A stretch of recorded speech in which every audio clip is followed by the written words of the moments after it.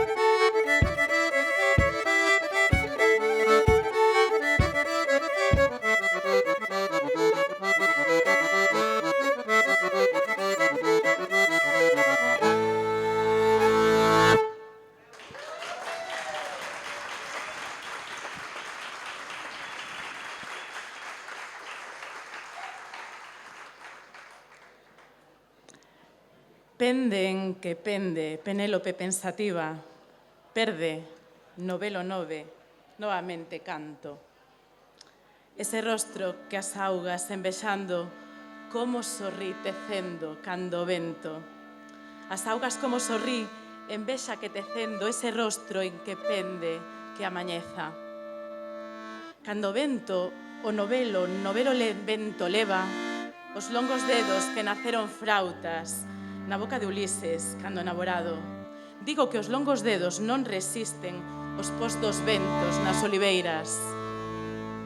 Os longos dedos que sorprendidos dicen novelo vento, novelo nove pido. O meu corazón tecendo mar e soño baixo esa ponte de ignorados ríos. Venus, onde camiña o fío, reboando que as miñas brancas pernas amorosas, onde os muiños, onde o vento xira, canles por onde o vento pasa, pisa. Dígoche Venus, por cómaros, valados, rocas, camiños, pontes, asubíos. Ese fío é un rostro que sorrí, tecido.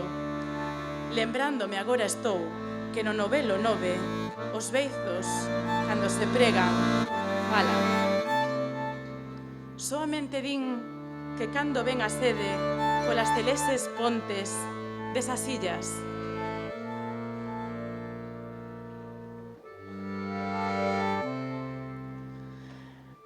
Boa tarde, benvidas, benvidos. Hoxe estamos aquí con Caamaño e Ameixeiras para homenaxear os amores galantes de Álvaro Cunqueiro. Os amores galantes que, para quen non saiba, teñen algo que ver co amor cortés.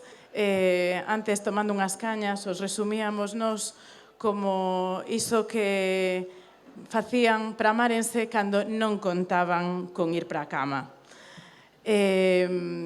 Escollimos unha serie de textos para pensar no amor, para pensar na vida e para lembrar, sobre todo, esa figura senlleira, maravillosa, que era Álvaro Cunqueiro, non só desde o punto de vista da súa mocidade, sino desde o punto de vista de toda a súa trayectoria, e sobre todo pensando neses textos que recollen a maxia da nosa fala e a maxia da nosa fala con música. Ela andaba á beira da súa fiestra tan cursi que tiña laranxas verdes e un abano con paxaros. Que vidro nasceu naquela goteira que toda a noite soa a vals? Ela tiña unha alma inxel chea de pontas de dedos e no branco dos ollos levaba un horizonte de tangos de acordeón. Ela andaba a namorar.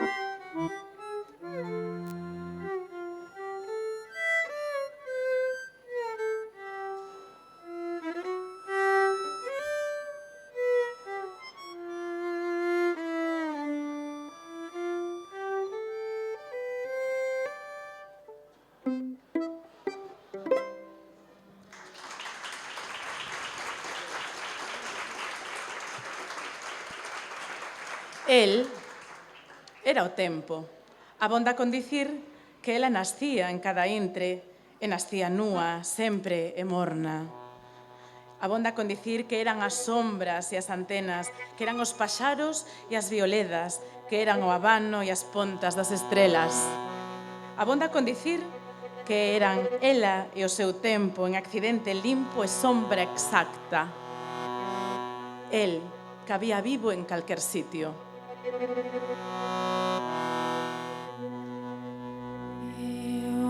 non sei o que me deches, que non te podo olvidar. De día no pensamento, ai, ai, ai, ai, e de noite no soñare,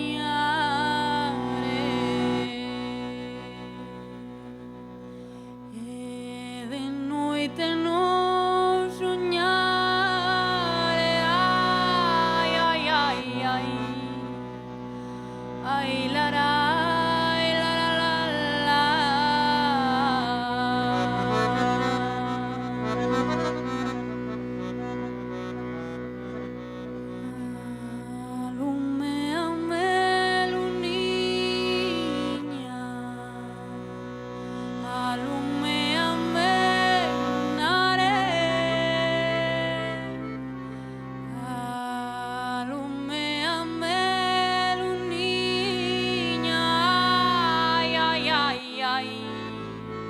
Que me quero ir deitar, que me quero ir deitar, ai, ai, ai, ai, ai, lara, ai, la, la, la, la.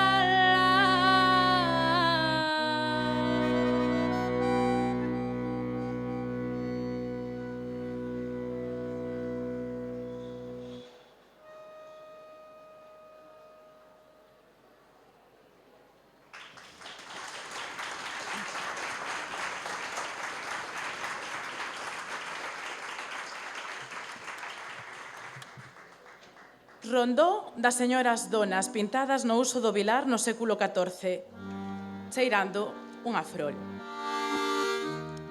Le vers. Ese vento de seda é o vento que pasa.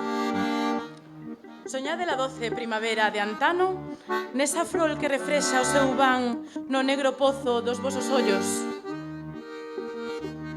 Le temps s'en va. Esas bolboretas que abanan a raiola do sol son as súas tocas cobixando as pálidas frontes. Soñaredes aínda no uso do Vilar os soñares do tempo pasado. Le temps s'en va. Ese enorme silencio cristaíño e dourado. Si vos agora falades, miñas donas amigas, a vosa voz enchería como unha fonte de agua o vaso do silencio. Le temps s'en va. Ei, donas do Vilar, erguede os finos rostros e sorride, que andan galáns de corte con soedades de vos. Agás que prefirades velos morrer de amor. Le temps s'en va, le temps s'en va, mesdames. L'embois. De todos os amores, o voso amor escollo. Miñas donas giocondas, en vos ollo todas as damas que foron no país. Unhas brancas camelias, outras flores de lis. Le temps s'en va. Ou dadesme ese bico que cheira a rosas do abril do mil e pico, ou finarei chorando na miña soedad, mentres embellezo. Ai, le temps s'en va, le temps s'en va.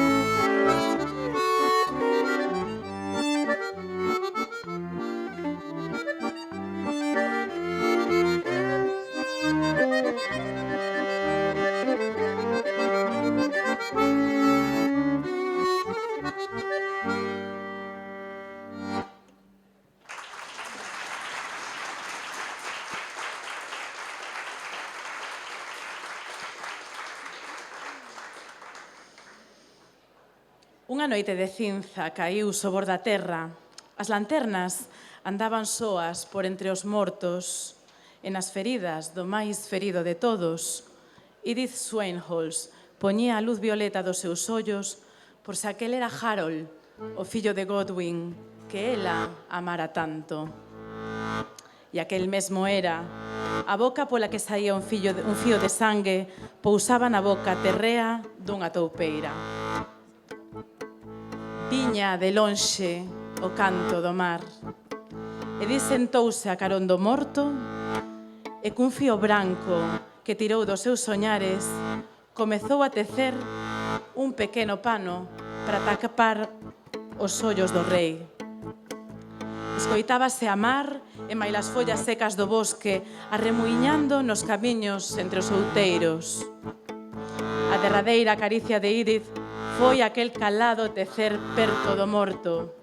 E cando saía a lúa, mesturou fíos azuis da luz da viaxeira cos seus. As agullas ían e viñan en silencio, as mans movéndose como a quen anaina un neno, asegurándose de que aquel morto era Harold. O mirar violeta de Edith adentrábase máis e máis nas escuras feridas, recoñecendo o sangue do amante e maila morte. Así foi que Edith xa estaba cega cando lle preguntaron quen entre aquelas dúcias de mortos era Harold. Este, dixo sinalando a tentas, que facía cantar os reseñores nas noites de verán, cando me bicaba me dicía: Swainholz, polo de cisne, envelleceremos xuntos, pero ti máis lentamente.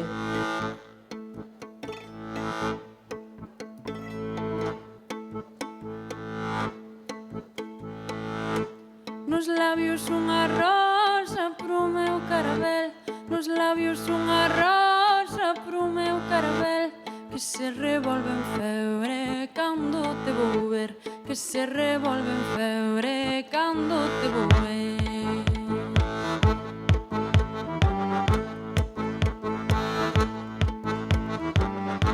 A miña porta levas máis pra me abrir, a miña porta levas máis pra me abrir. No centro do teu nome digoche que sí, no centro do teu nome digoche que sí.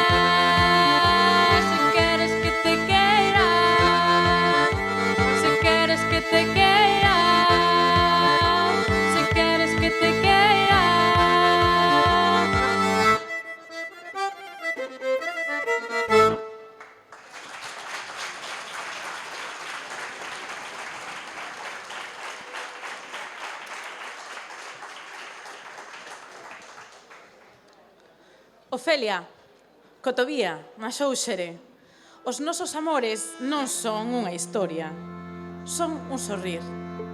Eu collote da caluga, amosoche o fondo dun pozo mouro, digoche, bebe sin medo, é Hamlet. E ti sorrís e víscasme. A xente ia rir a callón, Ofelia, ollando como teu pai nos golpeaba co ábaco. Non, Ofelia, non son os amores nosos tan doces. Quero que os amores nosos non se non representen nunca. Poderías entolear, porque poderías chegar a ver que todas as verbas de Hamlet son verdade, ou que todas as verbas de Hamlet son mentira.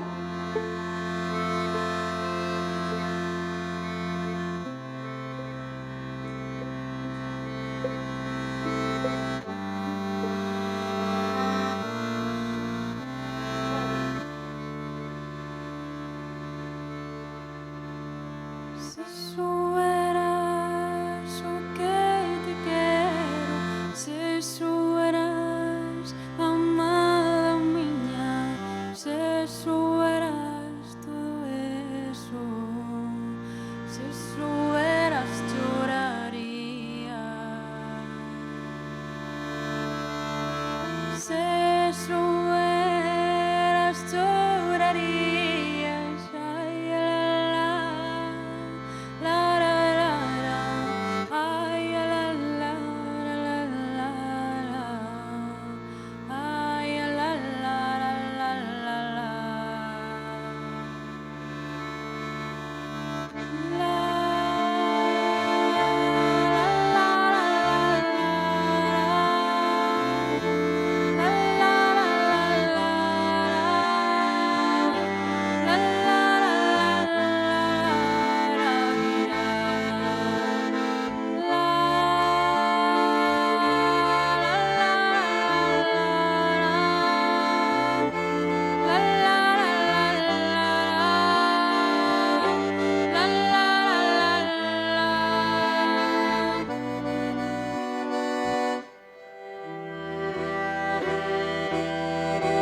Se souberas como eu teño o meu corazón por dentro, non me dabas unha fala, non tiñas o atrevimento,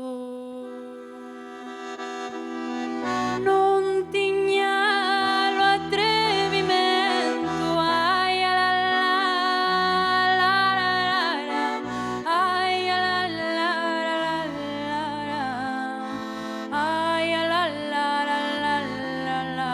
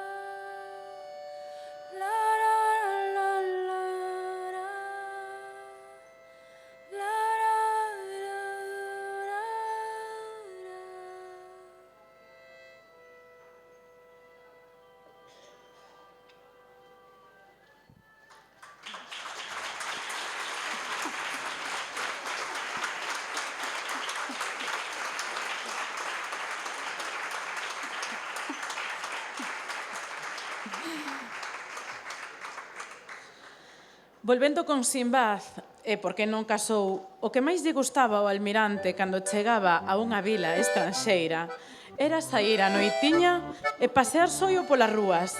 E todo era atender se saía unha muller por porta ou fiestra e se lle chistaría ou chamese, e soio de pensalo acendíase. E entón apuraba o paso. E tamén lle sabía porse a andar detrás dunha que ia a rúa arriba, e cando coidaba que esta xa se decatara de que a seguía aquel señor de tanta apariencia, Sinbad facía por adiantala en 10 pasos e arrimábase a parede dun horto e miraba para ela faguéndose o sorprendido de tanta fermosura, aínda que fora moi mediana a guapura ou algo bella, porque había un ponto en que o caso deixaba de ser verdade para ser feitura gozosa do maxín, e sorprenderse era parte do xogo.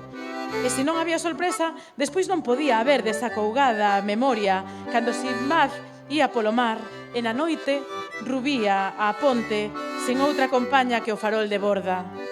E Sinbad engadíalle a estas rondas e encontros fantasías moi de seu, como ver chegar a dama e sacar calmudo da bolsa un frasco de aromas ou unha presada de rosas esfolladas e carabéis e derramar o perfume ou deixar caer abrindo man delicadamente as suaves proles. E tiña inventado que engulindo no peito todo o ar que podía, ceibaba o asubiado. E as rosas e os brizados pétalos dos carabeles iban voando en roda a pousarse aos pés da fermosa.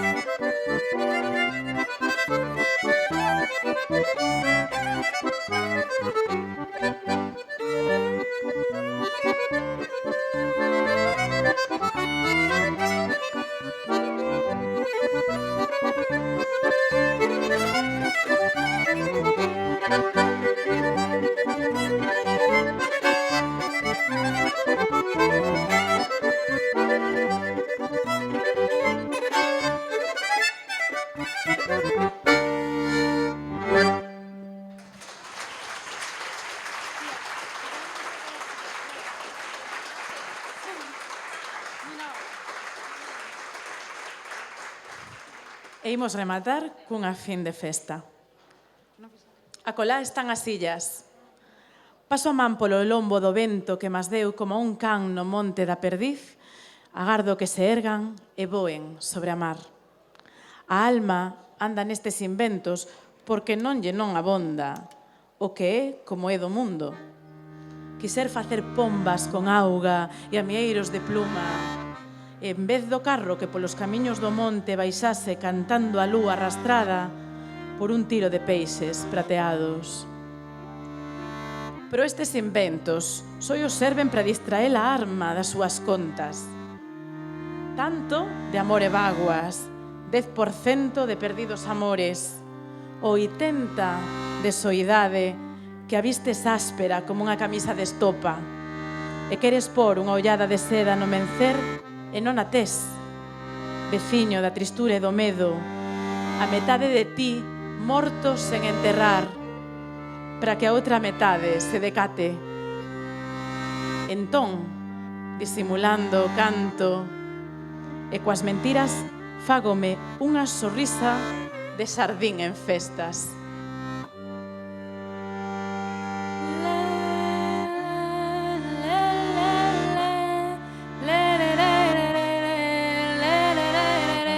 Este é un sardín en festas. Queremos que cantedes con nós.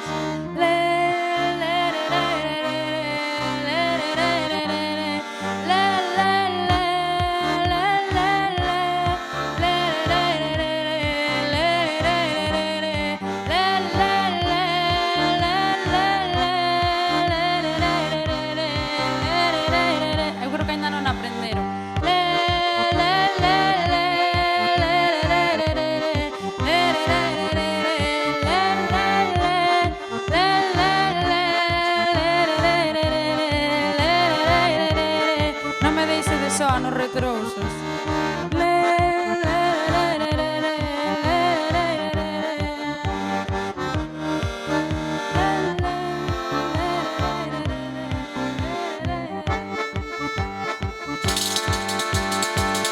Bailar de lonxe, bailar é aire. Non hai como estar bailando solto. Atopámonos cos ollos aire. E van mirándose no espello os corpos.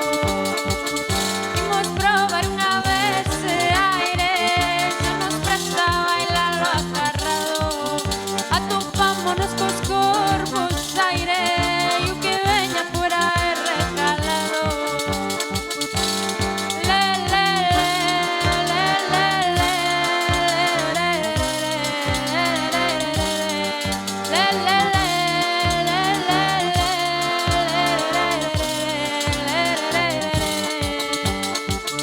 Unha boa bailadora aire.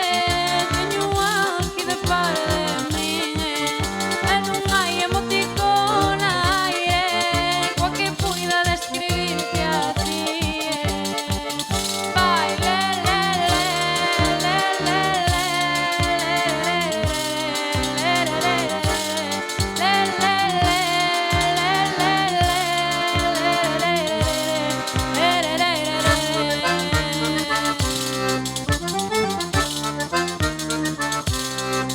Dixéronnos que aquí non ibades cantar. Así que a ver se demostramos que sí que cantades.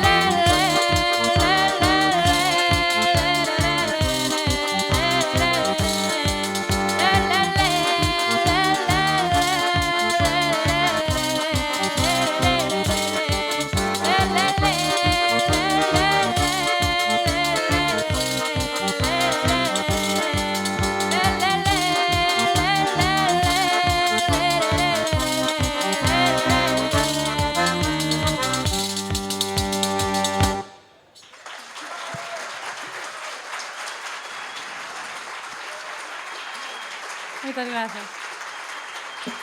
Grazas.